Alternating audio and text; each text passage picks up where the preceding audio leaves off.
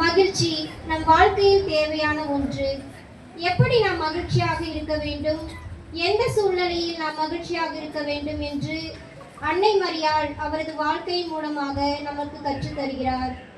துயரத்திலும் மகிழ்வு, இறை திருவுளத்திலும் மகிழ்வு, பிறருக்கு உதவுவதிலும் மகிழ்வு, எதிர்நோக்கில் இருப்பதிலும் மகிழ்வு என்று தனது வாழ்க்கையில் எல்லா சூழ்நிலைகளிலும் இறைவன் திட்டத்தை நிறைவேற்றி தனது மகிழ்ச்சியை வெளிப்படுத்தி மகிழ்வின் தாயாக விளங்கியவள் நம் அன்னை மரியா. நமக்கு அடைக்கல அணையாக இருக்கும் அடைக்கல அணையை போல மகிழ்ச்சியாக வாழ வரம் வேண்டி இத்திருப்பலி விழாவில் ஆலய புனிதப்படுத்தும் நிகழ்விலும் பக்தியோடு பங்கேற்போம்.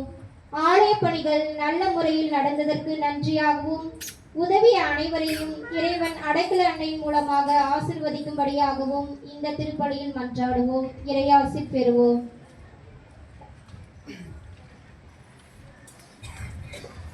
அன்பார்ந்த சகோதர சகோதரிகளே, புதிதாக புதுப்பிக்கப்பட்டுள்ள அடைக்கல அன்னையின் ஆலயமானது இப்பொழுது புனிதப்படுத்த உள்ளது.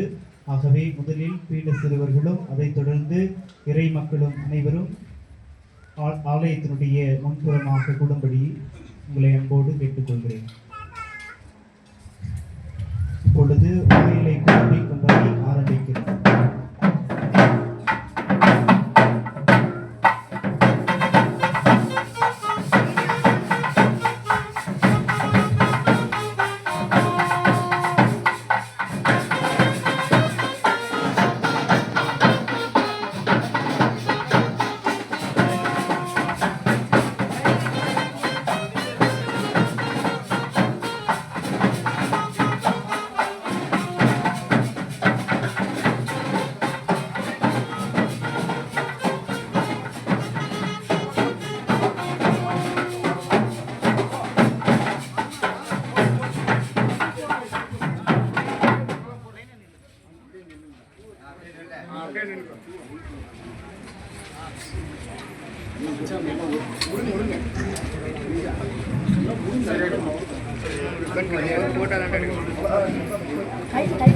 இப்பொழுது ஆலயத்தினுடைய வாயில்கள் மந்திரிக்கப்படுகிறது.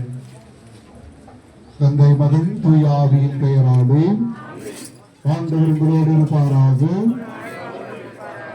மன்றாடுவோமாக. எங்களை அன்பு செய்யும் தந்தையே, எங்கள் முன் நிற்கும் இந்த வாயில் நிலைகளை ஆசீர்வதித்தருளும். எல்லா நிலைகளிலும் நின்றும் தீமையில் நின்று காத்திட உத்தோதர்களுக்கு கட்டளையிட்டருளும். இந்த வாயில் வழியாக நுழைபவர்கள் அனைவரும் திருமகனின் அன்பு, அமைதி, நீதி போன்ற பண்புகளுக்கு சான்று பகர துணை செய்வீராக. இன்று நாங்கள் ஆரம்பித்திருக்கிற இந்த புனிதமான பணி, இந்த ஆலயம் தொடர்ந்து இறை மக்களுக்கு பலன் தர மன்றாடுகிறோம். எங்கள் ஆண்டவராகிய கிறிஸ்து வழியாக உன்னை மன்றாடுகிறோம். நாமுள்ள இறைவன் தந்தை, மகன், தூய ஆவி வாயில்களை ஆசீர்வதிப்பாராக.